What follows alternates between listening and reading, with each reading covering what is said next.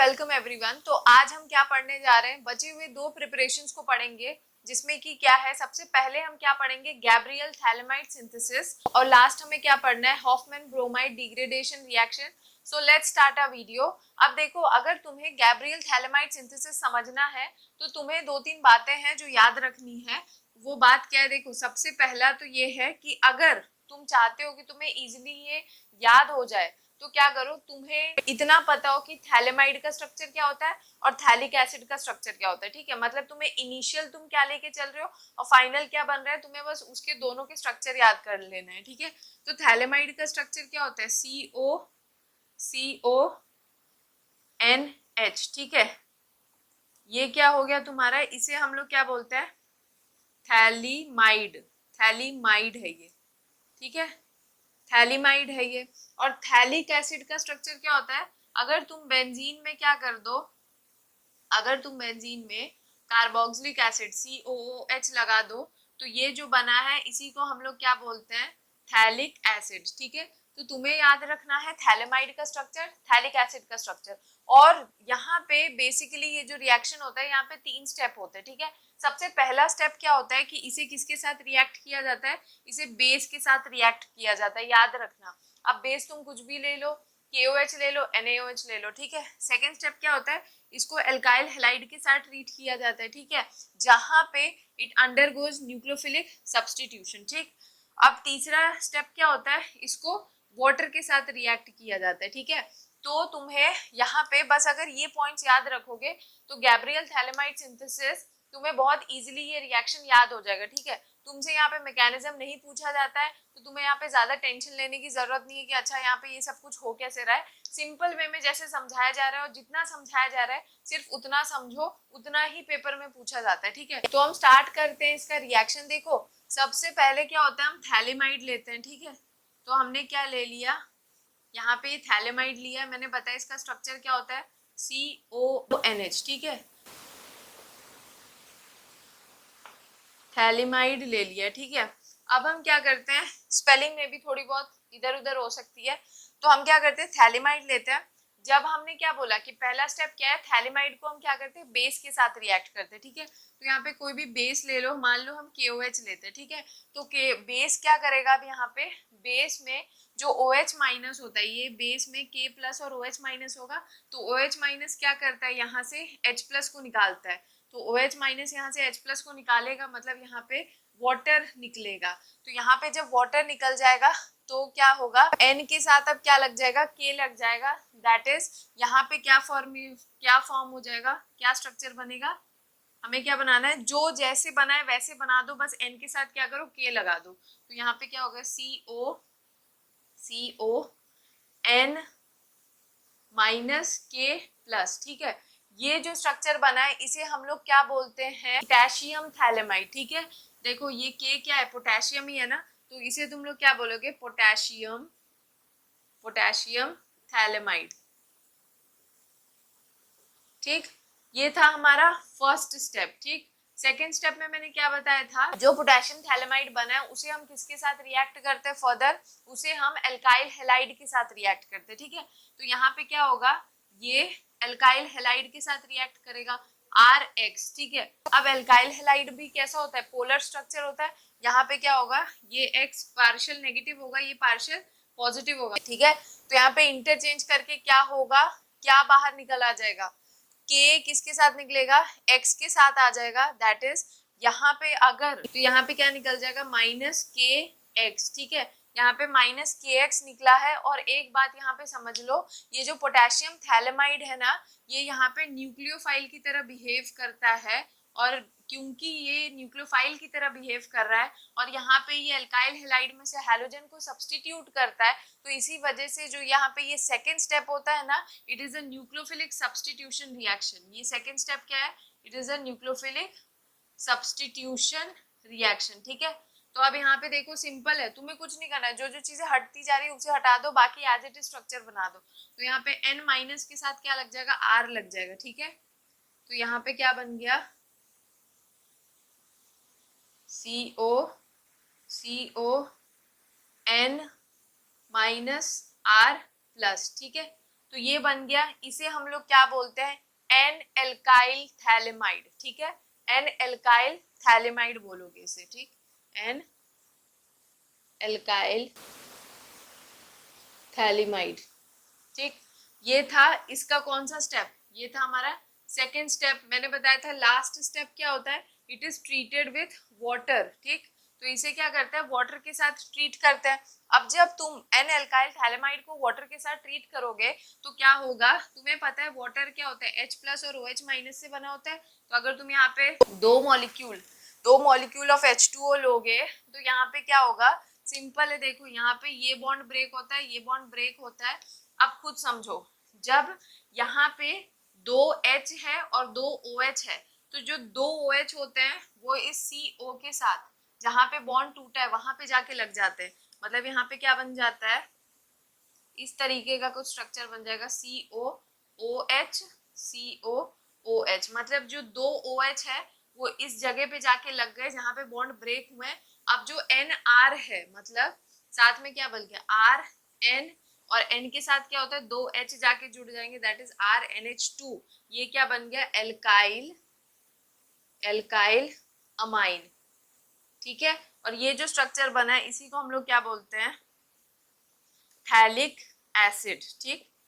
तो देखो यहाँ पे तुम्हें यहाँ से कुछ बातें समझनी है। वो बात क्या है कि जो गैब्रियल थैलेमाइड सिंथेसिस होता है ना, जो गैब्रियल थैलेमाइड सिंथेसिस होता है, it is used to prepare 1 degree aliphatic amines, ठीक है। मतलब एल्काइल अमाइन को प्रिपेयर करने के लिए, एल्काइल अमाइन में भी पर्टिकुलरली 1 डिग्री एल्काइल अमाइन को प्रिपेयर करने के लिए गैब्रियल थैलेमाइड यूज होता है, ठीक है। 1 डिग्री एल्काइल अमाइन बनता है इसे, ठीक है। फिर सेकंड बात यहाँ पे ये है कि यहाँ पे एराइल अमाइन नहीं बन सकता, ठीक है। क्या लिखोगे तुम, aryl amine can not be prepared, can not be prepare. अब ऐसा क्यों, देखो अभी तुम्हें मैंने बताया कि जो पोटेशियम थैलेमाइड बनता है फर्स्ट स्टेप के बाद वो न्यूक्लियोफाइल की तरह बिहेव करता है और फिर न्यूक्लियोफिलिक सब्स्टिट्यूशन करता है एल्काइल हैलाइड के साथ। अगर तुम्हें मान लो यहाँ पे एराइल अमाइन बनाना होता, अगर मान लो एल्काइल की जगह तुम्हें एराइल अमाइन बनाना होता, तो तुम यहाँ पे क्या लगते, ARX लेके चलते। और तुमने पढ़ रखा है हैलोअल्केन और हैलोअरीन में कि जो एरोमेटिक कंपाउंड्स होते हैं वो क्या करते, इजिली न्यूक्लियोफिलिक सब्स्टिट्यूशन नहीं करते, क्योंकि उनमें partial double bond character develop हो जाता है रेजोनेंस की वजह से, ठीक है। तो क्योंकि यहाँ पे जो पोटेशियम थैलेमाइड बना है एज ए न्यूक्लियोफाइल, वो क्या करता है, जो भी एराइल हैलाइड लेते उसके साथ वो न्यूक्लियोफिलिक सब्स्टिट्यूशन नहीं करता है, इसी वजह से एराइल अमाइन गैब्रियल थैलेमाइड से सिंथेसिस नहीं हो सकता है, ठीक है। अब तुम्हें एक बात यहाँ पे और याद रखनी है कि जो थैलिक एसिड होता है ना, it can be converted into क्या, phthalimide, and can be used over again and again, ठीक है। मतलब हम थैलिक एसिड को क्या कर सकते हैं, थैलेमाइड में कन्वर्ट कर सकते हैं और उसे बार बार यूज कर सकते हैं। अब कैसे, देखो जो भी हम थैलिक एसिड लेते हैं ना, तुमने क्या किया, थैलिक एसिड लिया, COOH, ठीक है, ये तुम्हारा क्या है, थैलिक एसिड। जब थैलिक एसिड को तुम 2 मॉलिक्यूल ऑफ अमोनिया के साथ रिएक्ट करते हो 2 मॉलिक्यूल ऑफ NH3 के साथ, तो यहाँ पे क्या होता है, OH, ये दोनों OH रिप्लेस हो जाएंगे और यहाँ पे NH2 लग जाएगा, COONH2, और ये क्या हो गया, COONH2, ठीक है। तो अब जो ये स्ट्रक्चर बना है ना, इसे हम लोग क्या बोलते हैं, देखो ये है थैलीमाइड, IMIDE है। अब ये क्या बन गया, थैलेमाइड, अमाइड बना है ये, ठीक है। तो ये क्या बन गया है, थैलेमाइड। ये क्या बन गया, अमाइड है, ये अमाइड ग्रुप यहाँ पे लगा है, CONH2। तो ये क्या बन गया, थैलेमाइड बन गया। अब जो थैलेमाइड बना है, अगर तुम इसे क्या करो, हीट कर दो, अगर तुम इसे क्या करते हो, हीट करते हो, अगर तुम इसे हीट करोगे तो यहाँ से क्या निकल जाता है, NH3 निकलता है, ठीक है। मैंने इसी में एडजस्ट करके बता दिया, जब तुम इसे हीट करते हो तो यहाँ से NH3 निकलता है। अब NH3 निकलेगा तो बताओ, ये पूरा NH2 चला जाएगा, एक इसका हाइड्रोजन निकल जाएगा, तो क्या बच गया स्ट्रक्चर में, बेंजीन COO, मतलब बेंजीन CO CO, और सिर्फ एक NH बच जाएगा, तो बस थैलेमाइड हमें फिर से मिल गया। मतलब ये है कि गैब्रियल थैलेमाइड में जो थैलिक एसिड बनता है उसे हम वापस थैलीमाइड में कन्वर्ट कर सकते हैं और थैलिक एसिड को वापस रीयूज कर सकते हैं। ठीक है, तो ये था हमारा गैब्रियल थैलेमाइड सिंथेसिस। बात याद रखना, it is used only for the synthesis of primary aliphatic amines. ठीक है, तो अब हम पढ़ेंगे हॉफमैन ब्रोमाइड डिग्रेडेशन रिएक्शन। ठीक है, अब देखो यहाँ पे नाम से ही बहुत कुछ पता चल जाएगा। Hoffmann bromide bromide degradation reaction. ठीक है, तो यहाँ पे देखो क्या है, नाम समझो, देखो क्या है, हॉफमैन ब्रोमाइड डिग्रेडेशन रिएक्शन।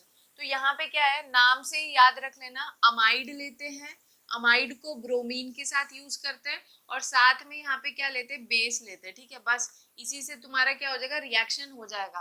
तो मैंने क्या बोला, अमाइड लोगे, उसके साथ ब्रोमीन लोगे और साथ में एक बेस लोगे। ठीक है, तो बेस कोई भी ले लो, KOH ले लो या फिर क्या ले लो, NaOH ले लो। ठीक है, तो ये एक ऐसा मेथड है जिसमें हम क्या करते हैं, अमाइड से अमाइन बनाते हैं। ठीक, फिर तुम्हें दूसरी एक बात याद रखनी है कि यहाँ पे नाम में देखो क्या है, डिग्रेडेशन, मतलब यहाँ पे क्या होता है, कार्बन का नंबर घटता है। मतलब क्या है, अभी रिएक्शन लिखूंगी तब बता दूंगी, अभी सिर्फ इतना समझ लो, it is use for stepping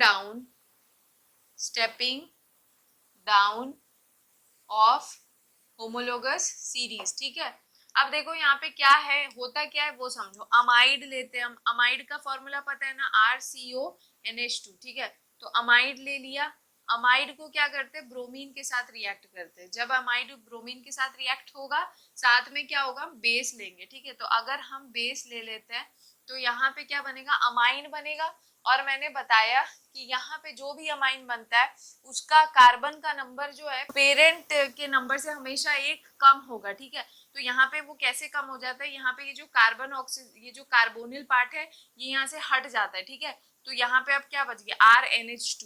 तो यहाँ पे क्या बन जाएगा, RNH2, साथ में क्या बनेगा, K2CO3 plus 2KBr plus 2H2O। ठीक है, तो ये है इसका ओवरऑल जनरल रिएक्शन।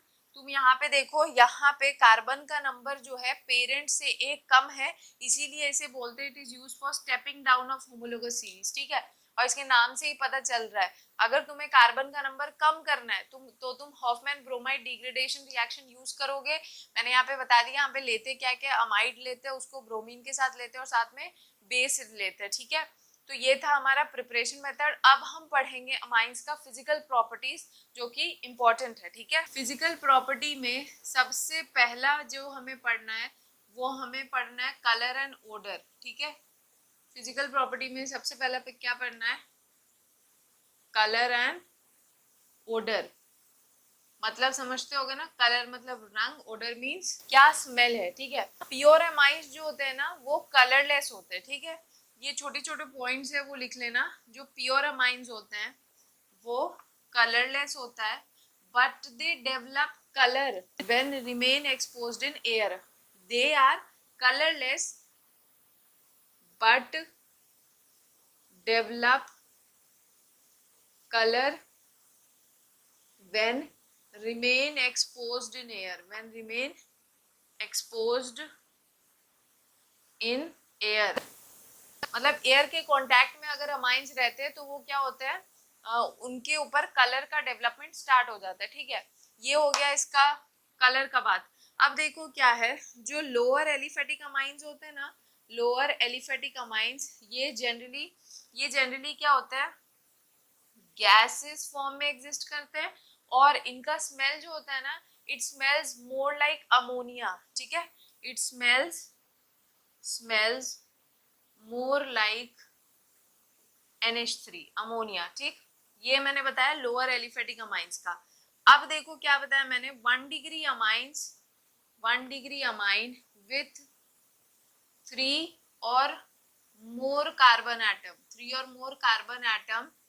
अगर 1 डिग्री अमाइन तुम्हें दिख रहा है, ठीक है, मतलब प्राइमरी एल्काइल अमाइन अगर दिख रहा है और उसमें 3 या 3 से ज्यादा कार्बन के नंबर है, तो वो क्या होते हैं, वो किस फॉर्म में एग्जिस्ट करते हैं, वो लिक्विड होते हैं, वो लिक्विड फॉर्म में एग्जिस्ट करेंगे और उनका जो स्मेल होता है ना, इट स्मेल्स मोर फिशी, मतलब जो मछली की स्मेल होती है बिल्कुल वैसा स्मेल करते हैं, ठीक है। इट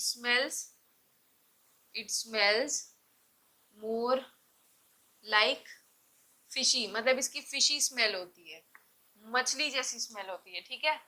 अब देखो जो तीसरी बात मैंने क्या बताया, जो हायर अमाइंस होते हैं ना, ये क्या होते हैं, ये सॉलिड फॉर्म में एग्जिस्ट करते हैं but they are low melting solids, मतलब ये वो बहुत हार्ड सॉलिड्स नहीं होते हैं, ये ऐसे सॉलिड्स होते हैं जिनकी मेल्टिंग पॉइंट क्या होती है, लो होती है, ठीक है। तो they are melting low melting solids, ठीक है। और ये ओडरलेस होते हैं, हायर वंस जो होते हैं वो ओडरलेस होते हैं, ठीक। अब लास्ट एक बात क्या है, जो एरोमेटिक अमाइंस होते हैं, aromatic amines are in general toxic, aromatic amines are in general toxic in nature, ठीक है। तो ये तो हमने पढ़ लिया, ये वो सब प्रॉपर्टी है, फिजिकल प्रॉपर्टीज है, ठीक है। तो अब हम नेक्स्ट प्रॉपर्टी पढ़ेंगे और वो नेक्स्ट प्रॉपर्टी क्या है, बॉइलिंग पॉइंट, ठीक है। तुम लोगों को पेन कॉपी लेके बैठना है और ये सारे पॉइंट्स क्या करने हैं, लिखने हैं, अगर लिखोगे नहीं तो कोई फायदा नहीं है, ठीक है। तो देखो अमाइंस का जो बॉइलिंग पॉइंट होता है ना, वो हाइड्रोकार्बन से तो ज्यादा होता है लेकिन अल्कोहल एंड कार्बोक्सिलिक एसिड से कम होता है, ठीक है। रीजन क्या है अभी मैं समझा रही हूँ। इनका जो बॉइलिंग पॉइंट है is more than hydrocarbon, is more than hydrocarbon but less than alcohol and carboxylic acids, ठीक है। ये बहुत इंपॉर्टेंट लाइन है। सबसे पहले मैं ऊपर वाला लाइन समझाऊंगी कि इनका बॉइलिंग पॉइंट हाइड्रोकार्बन से ज्यादा क्यों होता है, ठीक है। हमें पता है कि जो अमाइंस होते हैं वो क्या होते हैं, पोलर होते हैं। अब अगर ये पोलर है तो ये क्या कर सकते हैं, they can form intermolecular hydrogen bonding, इनके बीच में क्या होती है, इंटरमोलिकुलर हाइड्रोजन बॉन्डिंग हो जाती है। अब कैसे देखो, अगर मैं ये लू RNH, ठीक है, NHRN, मतलब ये मैंने अमाइन लिया है 1 डिग्री अमाइन, ठीक है। तो अगर ये 1 डिग्री अमाइन है तो इसे देखो, ध्यान से देखो,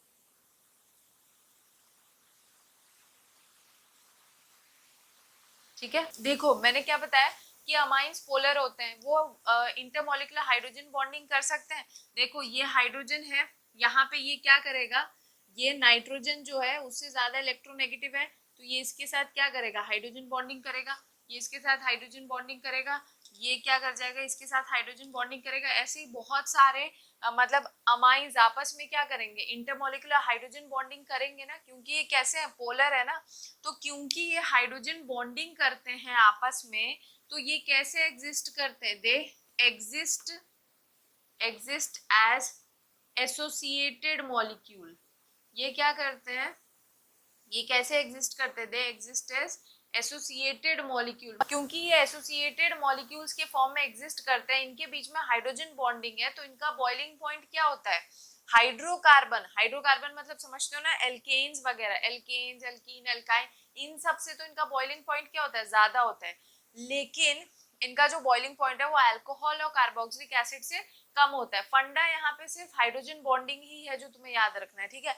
अब देखो यहाँ पे एक और बात तुम्हें याद रखनी है, वो ये है कि यहाँ पे ये एसोसिएटेड मॉलिक्यूल की तरह एग्जिस्ट कर रहा है, तो डिग्री ऑफ एसोसिएशन किस चीज पे डिपेंड करेगा, नंबर ऑफ हाइड्रोजन बॉन्डिंग पे, ठीक है। क्योंकि ये एग्जिस्ट कर रहा है एसोसिएटेड मॉलिक्यूल, तो यहाँ पे क्या बोलोगे कि डिग्री ऑफ एसोसिएशन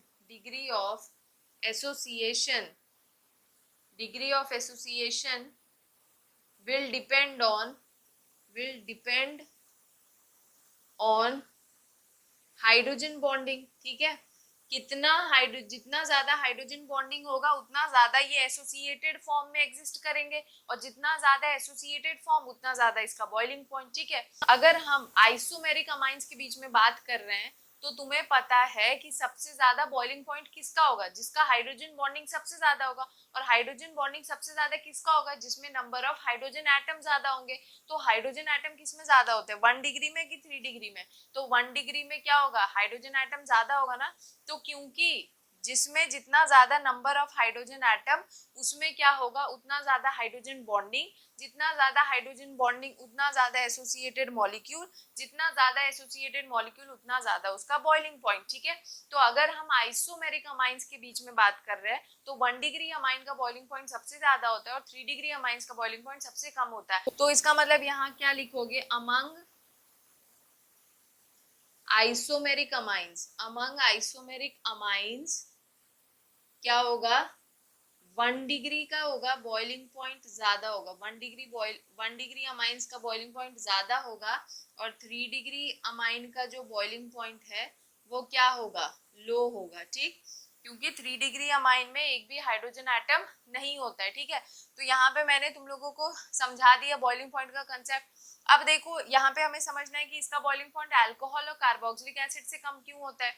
तो रीजन इसका ये है कि nitrogen is less electronegative than oxygen, है ना। ऑक्सीजन से तो इलेक्ट्रोनेगेटिविटी नाइट्रोजन की कम ही होती है ना। तो अगर इलेक्ट्रोनेगेटिविटी कम होगी तो एक्सटेंट ऑफ हाइड्रोजन बॉन्डिंग भी क्या होगी, कम होगी। तो यहाँ पे एक्सटेंट ऑफ हाइड्रोजन बॉन्डिंग भी क्या होगी, कम होगी। अब अगर यहाँ पे बॉइलिंग पॉइंट डिसाइड ही हाइड्रोजन बॉन्डिंग से हो रही है, तो अगर हाइड्रोजन बॉन्डिंग का एक्सटेंट कम होगा तो क्या होगा, बॉइलिंग पॉइंट भी क्या होगा, कम होगा। तो बस ये बात याद रखना कि अमाइंस का बॉइलिंग पॉइंट हाइड्रोकार्बन से ज्यादा होता है लेकिन अल्कोहल और कार्बोक्सिलिक एसिड से कम होता है। ठीक है, क्योंकि उसकी इलेक्ट्रोनेगेटिविटी ऑक्सीजन के कंपैरिजन नाइट्रोजन की कम होती है। ठीक है, तो अब हम इसकी लास्ट प्रॉपर्टी पढ़ेंगे और वो क्या है, सॉल्युबिलिटी। ठीक है, सॉल्युबिलिटी। देखो अभी तुमने देखा जस्ट कि जो अमाइंस होते हैं वो पोलर होते हैं और वाटर भी क्या होता है, पोलर होता है। इसका मतलब ये है कि पूरे अमाइंस की हम नहीं बात कर रहे, लेकिन जो लोअर एलिफेटिक अमाइंस है, एलिफेटिक अमाइंस वो भी लोअर वंस, वो क्या होंगे, पोलर होने की वजह से वाटर में क्या होंगे, सॉल्युबल होंगे ना। तो इसका मतलब क्योंकि बिकॉज अमाइंस आर पोलर, तो इसी वजह से क्या होगा, पूरा मतलब ये नहीं कह सकते कि सारे अमाइंस वाटर में सॉल्युबल होते हैं, लेकिन lower aliphatic amines are soluble in water. अभी क्यों सबको नहीं कह रहे, वो भी हम समझ रहे, आर सॉल्युबल इन वाटर। ठीक, अब देखो क्या होता है, लोअर एलिफेटिक अमाइंस का मतलब समझते हो ना, जिसमें एक कार्बन का नंबर हो, 2 कार्बन का नंबर हो, ऐसे होते हैं लोअर एलिफेटिक अमाइंस। ठीक, अब देखो जैसे जैसे तुम हायर एलिफेटिक अमाइंस की तरफ बढ़ोगे, मतलब हायर अमाइंस की अगर बात करोगे तो क्या होगा, as molecular mass, as molecular as molecular mass increases, अगर हायर एलिफेटिक अमाइंस की बात कर रहे हो, मतलब ये है अगर हम हायर अमाइंस की बात करें, ठीक है, एज जैसे ही हम हायर अमाइंस की तरफ बढ़ेंगे तो हायर अमाइंस का मतलब क्या हुआ, मॉलिक्यूलर मास का बढ़ना हुआ। सिंपल है यार, इस ऐसे समझो, देखो लोअर अमाइंस और हायर अमाइंस का मतलब क्या हुआ, लोअर अमाइंस मतलब जिसमें एल्काइल जो ग्रुप लगा है वो कम ग्रुप लगे हैं। ठीक है, मतलब मान लो एक एल्काइल ग्रुप लगा है, 2 एल्काइल ग्रुप लगा है। ठीक है, हायर अमाइंस का मतलब क्या हुआ, जिसमें एल्काइल का नंबर क्या हो रहा है, बढ़ता जा रहा है। ठीक है, तो हायर अमाइंस का मतलब क्या हुआ, मोर नंबर ऑफ एल्काइल ग्रुप। ठीक है, अब देखो जितना ज्यादा एल्काइल का नंबर बढ़ेगा उतना ज्यादा क्या होगा, मॉलिक्यूलर मास बढ़ेगा। ठीक है, मॉलिक्यूलर मास बढ़ेगा। अगर हम हायर अमाइंस की बात कर रहे हैं तो हायर अमाइंस बोलने का मतलब ही ये है कि उसमें नंबर ऑफ एल्काइल ग्रुप बढ़ गया है, या फिर तुम ये बोलोगे कि एज मॉलिक्यूलर मास इंक्रीजेस क्या होगा, कि जब मॉलिक्यूलर मास बढ़ता है तो मोर नंबर ऑफ एल्काइल ग्रुप होगा। अब अगर मोर नंबर ऑफ एल्काइल ग्रुप है तो इसका मतलब क्या होता है, हाइड्रोकार्बन पार्ट क्या हो जाएगा, इंक्रीज कर जाएगा। हाइड्रोकार्बन पार्ट क्या होगा, इंक्रीज कर जाएगा। भाई एल्काइल ग्रुप का नंबर बढ़ने का मतलब ही यही है ना कि हाइड्रोकार्बन पार्ट बढ़ना। अब एल्काइल कौन होते हैं? एल्काइल RNH2 जैसे लिखते हो, तो यहाँ पे ये जो R है यही तो एल्काइल ग्रुप होता है। अब अगर ये कोई बहुत बड़ा चेन लगा है, यहाँ मान लो कोई ऐसा ग्रुप लगा है जिसमें 10 कार्बन के नंबर है, ठीक है, तो ये क्या हो जाएगा? हायर अमाइंस में आ जाएगा। तो जैसे जैसे नंबर ऑफ एल्काइल ग्रुप बढ़ता है ना, वैसे वैसे हाइड्रोकार्बन पार्ट बढ़ेगा, क्योंकि एल्काइल में होता ही क्या है यार, कार्बन होता है, हाइड्रोजन होता है, तो हाइड्रोकार्बन पार्ट बढ़ेगा। अब अगर हाइड्रोकार्बन पार्ट बढ़ता है ना, तो इसका मतलब क्या है कि हाइड्रोफोबिक पार्ट भी बढ़ता है। हाइड्रोकार्बन पार्ट का बढ़ने का मतलब क्या है? Hydrophobic hydrophobic part increases. अब अगर हाइड्रोफोबिक पार्ट इंक्रीज करेगा तो सॉल्युबिलिटी क्या हो जाएगी? सॉल्युबिलिटी जो है, सॉल्युबिलिटी डिक्रीज करेगी। समझ आया? इसी वजह से जो लोअर अमाइंस होते हैं, जो लोअर अमाइंस होते हैं जिनमें एल्काइल का नंबर सिर्फ 1 हो, वो क्या होता है? वाटर में इजीली सॉल्युबल हो जाते हैं, बिकॉज दोनों का नेचर सेम है, पोलर पोलर, ठीक है।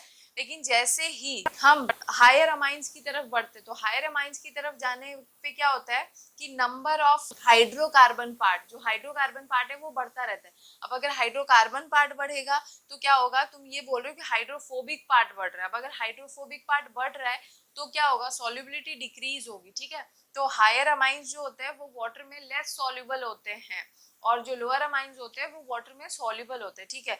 और इसी वजह से एरोमेटिक अमाइंस भी जो होते हैं ना, वो वाटर में सॉल्युबल नहीं होता है, क्योंकि उसमें लार्जर हाइड्रोकार्बन पार्ट अटैच्ड होता है, ठीक है। क्या बताया मैंने? Aromatic amines, aromatic amines are not soluble in water because of larger hydrocarbon part.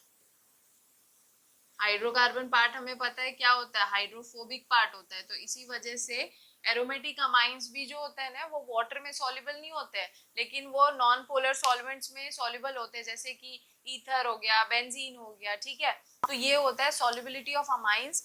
मैंने तुम लोगों को बता दिया फिजिकल प्रॉपर्टीज ऑफ अमाइंस। अब नेक्स्ट क्लास में हम क्या करेंगे? केमिकल प्रॉपर्टीज ऑफ अमाइंस को पढ़ेंगे। आई होप वीडियो अच्छा लग रहा होगा। अगर वीडियो अच्छा लग रहा होगा तो नेक्स्ट वीडियो भी जरूर देखना, एंड अगर अच्छा लगे then do like, share, comment and subscribe. तो मिलते हैं हम नेक्स्ट वीडियो में, जिसमें हम क्या पढ़ेंगे? केमिकल प्रॉपर्टीज ऑफ अमाइंस को स्टडी करेंगे, ठीक है।